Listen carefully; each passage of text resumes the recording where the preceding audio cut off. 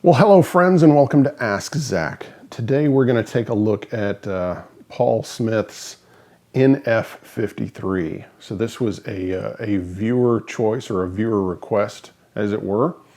I have had no contact with PRS. They did not contact me about this, so they didn't send me one, nor did I ask for one. This was purely you guys asking, and then one of my Patreon members, Jesse, thank you Jesse, he was willing to send me this. So that way I was able to kind of give you a really conflict of interest free take on this Tele type guitar, because that's what this is. This is PRS's take on a Telecaster, and it has a lot of deviations from a standard vintage Telecaster design, and a lot of them are really cool, but it just depends on what you like and how traditional you are and how much of a hardcore old Telecaster guy. This is my 57 Esquire, but yeah, and I am. And so let's throw our biases out right in front. I'm a hardcore old Telecaster guy, and this is going to be my take on this guitar. All right, so first off, I need to thank my Patreon members, especially Jesse again for sending this guitar. Thank you.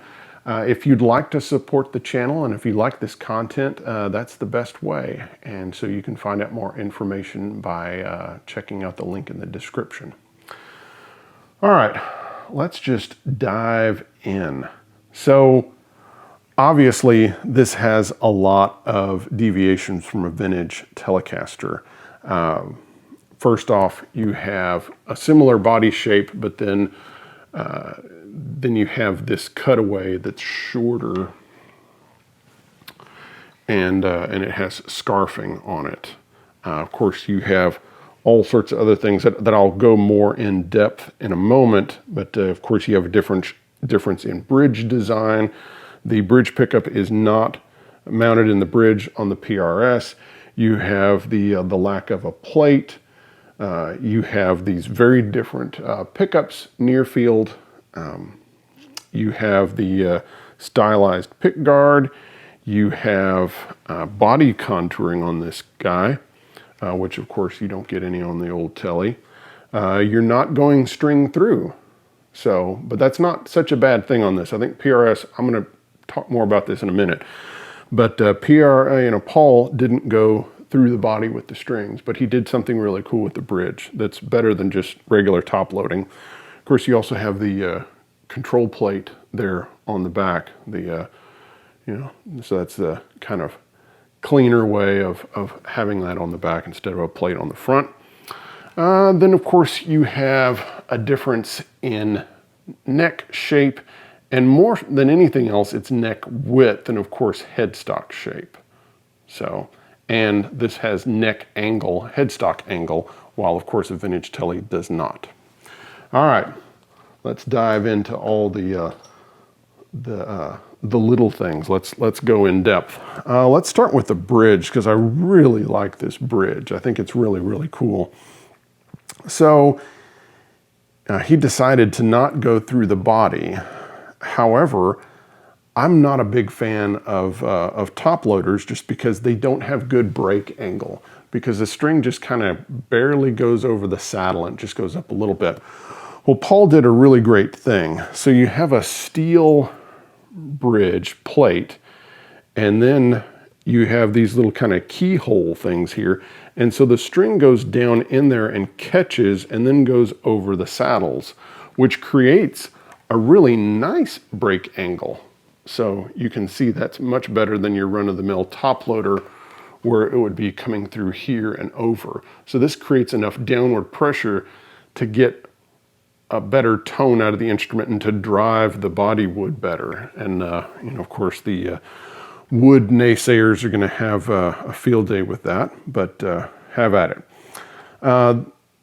The saddles, these 3 saddle bridges are really cool. They're made out of brass. You have these 2 long bolts where you're able to shift these and get it to intonate, and it's a fantastic design, very innovative. And it doesn't surprise me that Paul would create something really cool like this. Again, a departure from the tradition would be the fact that the pickup here is mounted in the wood instead of on the bridge plate itself. And of course, that's going to make a difference in the sound. It's going to lose some of that doinky, kind of Telecaster thing because it's not suspended from a piece of metal. Instead, frankly, this creates a fatter sound as opposed to a twangy, doinky sound. Yeah, these are some of their what they call near field design pickups, and these sound great.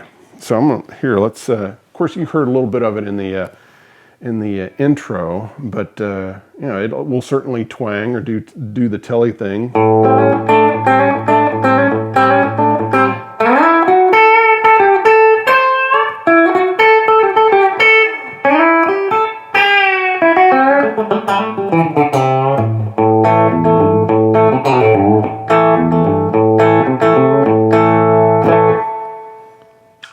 And then the both pickup sound.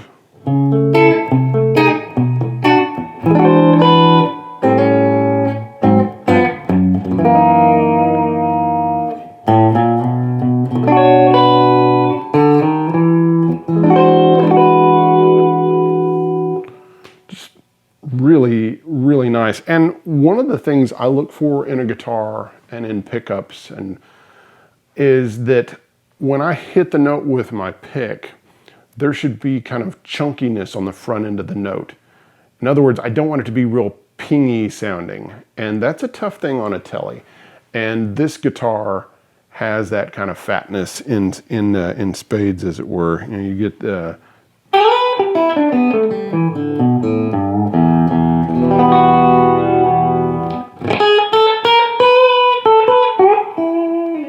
just really, really fat. And then here's, of course, the neck pickup.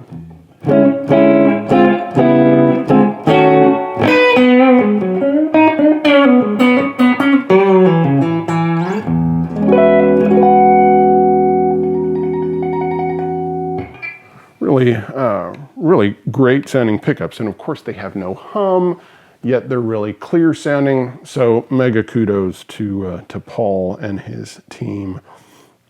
Another thing that's kind of often overlooked are the quality of the pots and switches.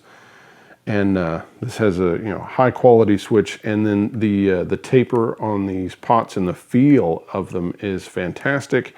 And the tone control really has the right taper, and it's kind of focused on the right area of the high end. So as you pull it down, it's very gradual, and it's usable, all the way down, to 1, as it were. And yeah, because so many tone controls, it just starts eating up all the high end, by the time you get to 8 or so. So the fact that it's gradual, and yeah, Paul's done a great job.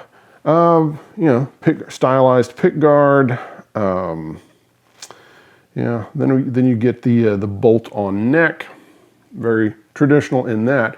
You have bigger frets, which I like bigger frets. Even on vintage guitars, I like to put bigger frets on them. So no problem there. And I think that's kind of a modern concession. Most people prefer bigger frets. I don't know many players that like the little tiny skinny frets that were on old Fenders. Of course, you have Paul's touch of the bird inlays, which are really cool. That's really, really nice.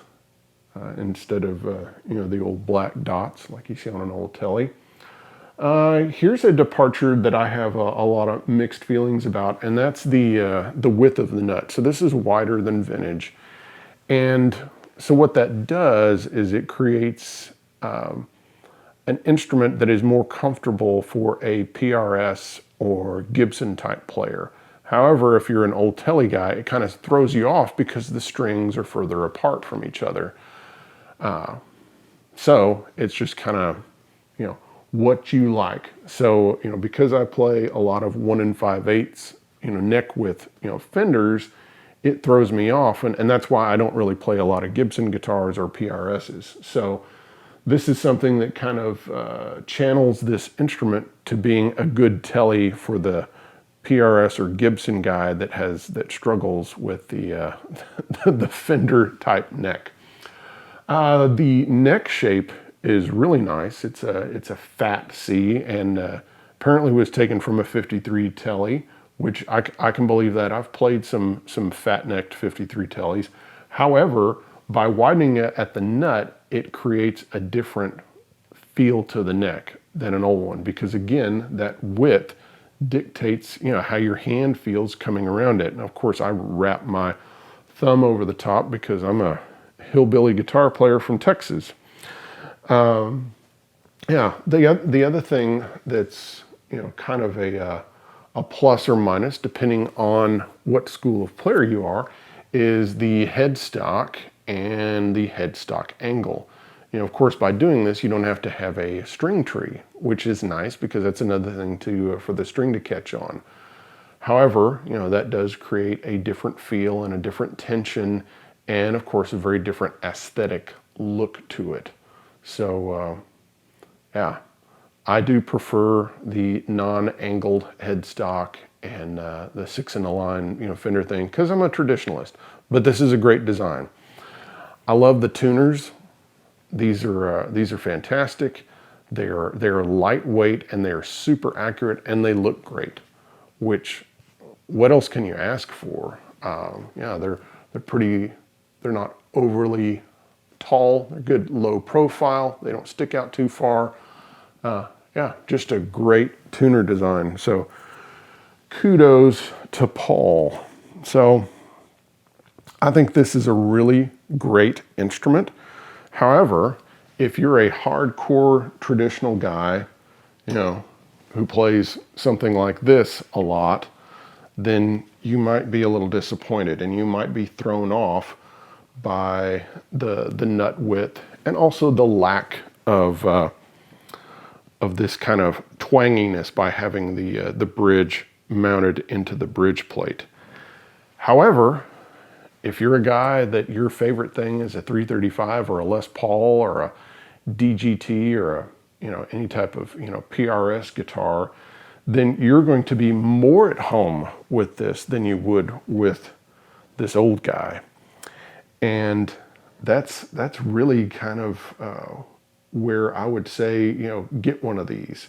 So if you're a Gibson PRS guy who's always wanted to have a telly but's never felt comfortable on one, well, this is your guy right here. And it's really great sounding and it's very telly-esque. It does a great job. It will definitely get you in the ballpark. You know, you get the magic of two really clear sounding pickups. You get a nice bridge with brass saddles. You get a swamp ash body that's really lightweight and a really great feeling maple neck. Fit and finish and everything on PRS guitars is just beyond compare. And I know a lot of guitar players and collectors that wish that other companies had the level of fit and finish that PRS does. So hats off to them. Also hats off to Paul for running his namesake company for all these years and continuing to innovate. I think Paul is one of the greatest innovators of the last 40 years. And yeah, I think we have to, you know, say, you know, hats off to Paul for some really stellar designs. And, you know, and just like with the Silver Sky, you know, he put his headstock and the scarf on there, and the Silver Sky is more traditional than this one is. This one is a greater deviation. The Silver Sky is really close to a vintage Stratocaster, except for some aesthetic things. But it's an amazing take on a vintage Stratocaster. This is his take on a Telecaster where he's taken more liberties and he's you know, kind of done his thing, which is fair. It's his company. All right, so that's kind of my take. I hope you enjoyed today's episode. These are really cool guitars. They even come with a cool gig bag that's shaped well, has a nice headstock protection on it. Yeah, and because I hate hard cases. And I actually like the fact that this came with a a nice, well-designed gig bag. So hats off to PRS. If you've been wanting a Tele sound, but are not really comfortable with Teles, this is your guy. If you are a traditional Telecaster guy and if just wanting something that's different, you know, that maybe you'd still be comfortable with, but it's going to feel a little different, then you might want to check one of these out. All right, guys. Well, I hope you've enjoyed today's episode, and I'll see you next time. Bye-bye.